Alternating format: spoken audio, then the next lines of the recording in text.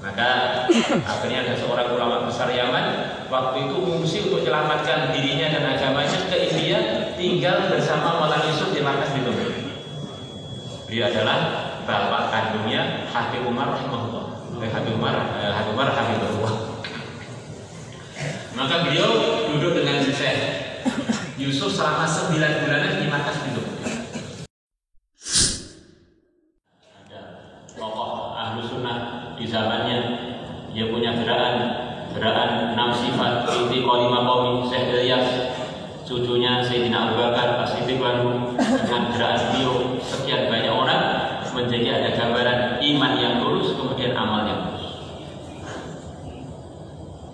Dimulai dengan beliau sendiri dengan ditemani oleh kerabat beliau Maulana Zakaria, ditemani lagi oleh murid beliau Abdul Hasan An-Nadwi dan teman-teman beliau dan pengagum-pengagum keluarga Kandahar dari kalangan orang-orang mewah. Orang-orang mewah itu kan sangat awam para hadirin, bahkan nyebut muslim aja nggak bisa. Mereka bilang meo, saya ini orang meo. Tetapi mereka ini sangat cinta dengan keluarga saya. Kalau cerita dari versi India, begitu mulianya saya di kalangan orang mewah datang berkali-kali kepada saya. Pengen supaya saya datang ke tempatnya orang mewah, orang-orang miskin, tapi pecinta ulama. Perampok-perampok yang kalau merampok mereka datang dulu pada polisi waktu itu, kami mau merampok, jangan ganggu orang mewah. Maka mereka merampok ke daerah kakek-kakek, kan polisi ya berani ganggu. Tapi mereka pecinta, terutama mencintai keluarga besar Kandahar, keluarga besar ulama-ulama di daerah yang dekat dengan kampung mereka. Mereka datang kepada saya Ilyas, minta supaya saya Ilyas mau datang ke tempat mewah. Maka saya bilang saya nggak mau datang. Itu versi India berarti. Kecuali kalau kamu buatkan saya madrasah. Maka orang-orang luar momen, aduh kita nggak punya duit gimana ini? Saya nggak mau datang, ini wali besar nggak mau datang kalau kita nggak buat apa itu madrasah. Akhirnya mereka urunan untuk buatkan madrasah. Begitu madrasahnya jadi, saya baru mau datang. Ya, saya mau datang. Maka saya datang ngajar di sana. Buat tertib-tertib kurikulum yang telah beliau pelajari untuk dipraktekkan di Mewah. Akhirnya telah muncul alumni-alumni Mewah ini, masya Allah, kondisinya suasana belum terbentuk, sudah ada madrasah, suasana belum terbentuk. Maka hadirin yang dimuliakan Allah Subhanahu wa taala, saya Ilyas keliling-keliling ke Mewah, termasuk juga alumni-alumni madrasah ini. Ternyata alumninya balik lagi awal lagi para hadirin. Selepas jadi selesai madrasah jadi awal lagi, banyak yang awal lagi.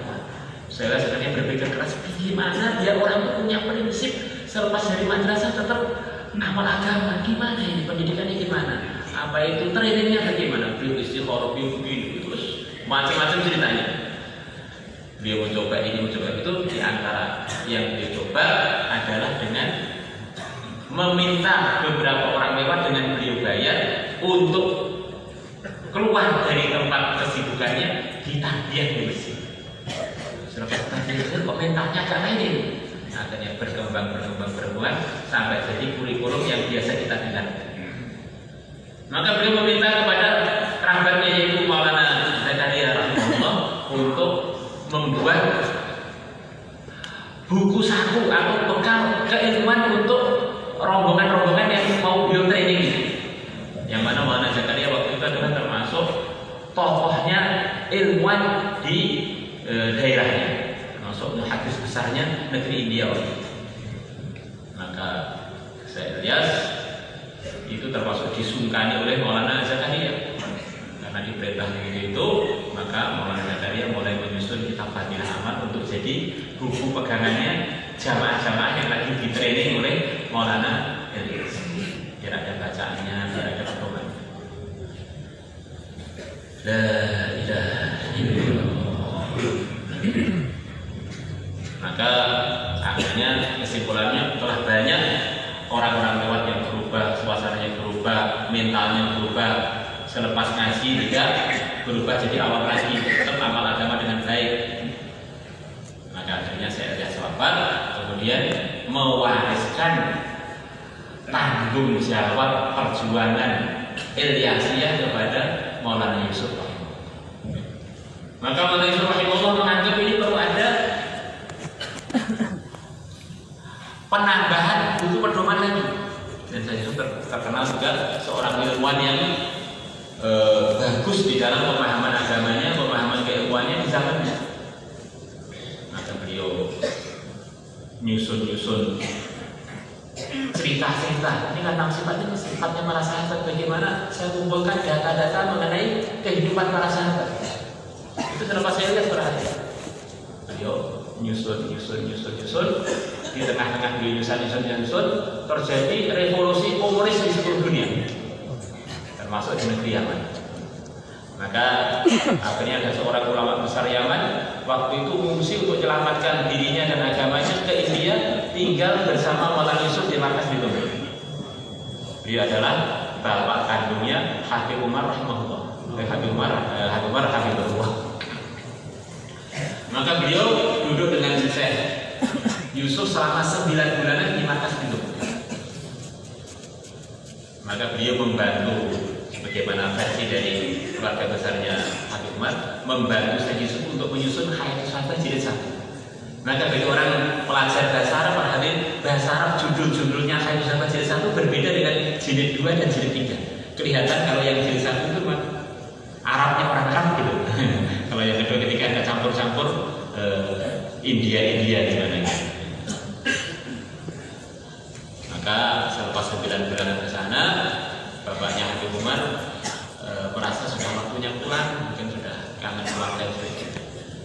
Maka pulang, begitu pulang, hanya selang beberapa saat atau beberapa hari atau kurang dari itu, ketika beliau berangkat untuk sholat subuh di negeri Yaman sana, disuruh oleh Partai Komunis kurang lebih hilang sampai sekarang nggak diketahui kubur beliau di mana.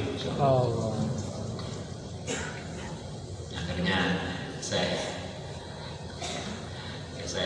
Yusuf meneruskan sampai jilid kedua, jilid ketiga. Akhirnya saya Yusuf wafat. Diteruskan oleh Syekh Amul Hasan. Maka Syekh Amul Hasan melihat kitab Hayatus senang, tapi ini belum ada harokatnya ini. Kalau nggak orang alim baca nggak bisa ini. Masya Allah, harokatnya belum ada, sarahnya belum ada, repot ini. Nah, ini sekedar gambaran kalau dalam pergerakan kadang-kadang ada perubahan sistem, itu satu hal yang wajar aja perhatian, karena pergerakan itu bukan agama, tetapi adalah satu wasilah, satu jalan untuk memudahkan orang amal aja. Kamu pengen jadi hafid Quran, saya punya kurikulum untuk menuju itu, biar kamu punya derajat di surga seperti derajat sejumlah ayat Quran. Kurikulum gimana? 3 tahun ya, setiap hari kamu masuk kelas sekian jam, kemudian kurikulum biar tadi akhirnya jadi hafid Quran yang disebutkan anugerah-anugerahnya dalam hadis Islam. Ya, contohnya begitu. Itu pergerakan semuanya makanannya begitu.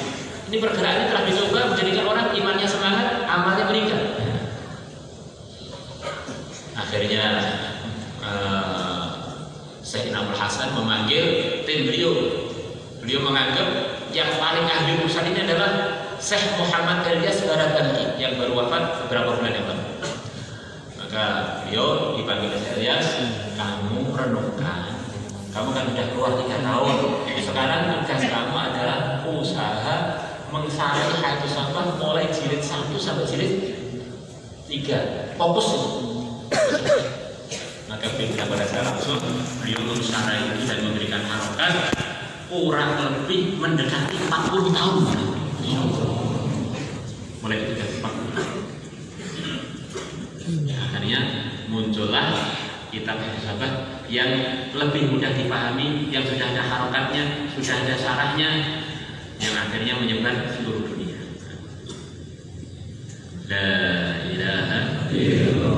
Kurang lebih sejarahnya begitu. Waktu itu sampai wafatnya Syekh Amul Hasan, sampai terbentuknya surah waktu itu beberapa puluh masyayikh, pegangannya kitab jamak takrib juga hanya dua, yaitu fadilah amal dengan hayat.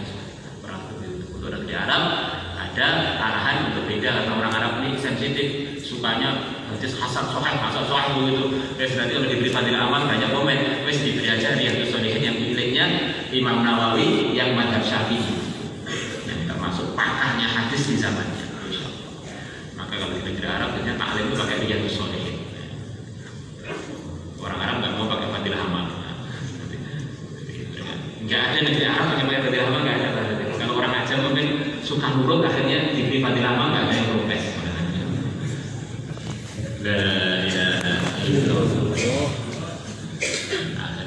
Akhirnya para hadirin, akhirnya ada perkembangan pergerakan seluruh dunia, perkembangan. Maka ada dianggap ini perlu ada penambahan penekanan.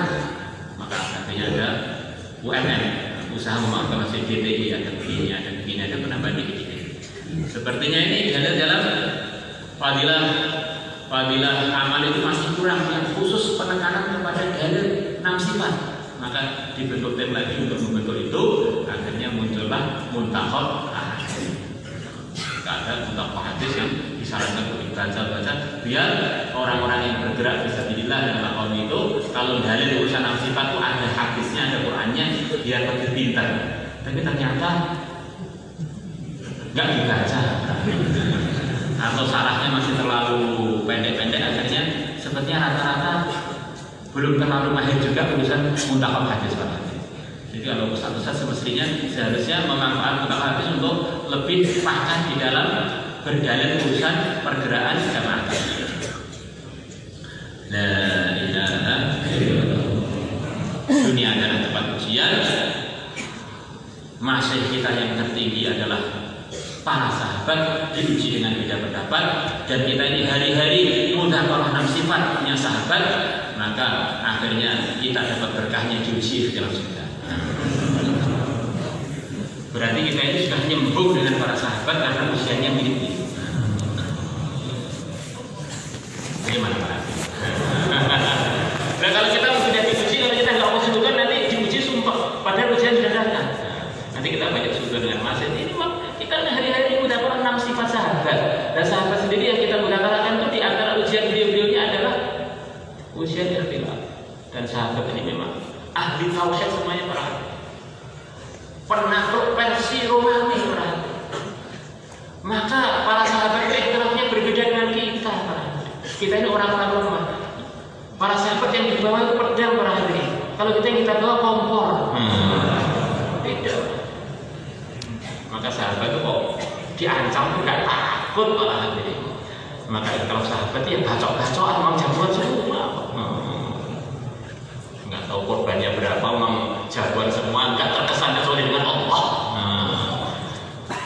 Biasanya dihadapi 1 orang, hadapi 1000 orang, 100 orang biasa. Maka jangan kira kenapa sih sahabat wali tertinggi kok ikhtilafnya sampai terjadi sekian ribu wafat di medan. Sahabat loh.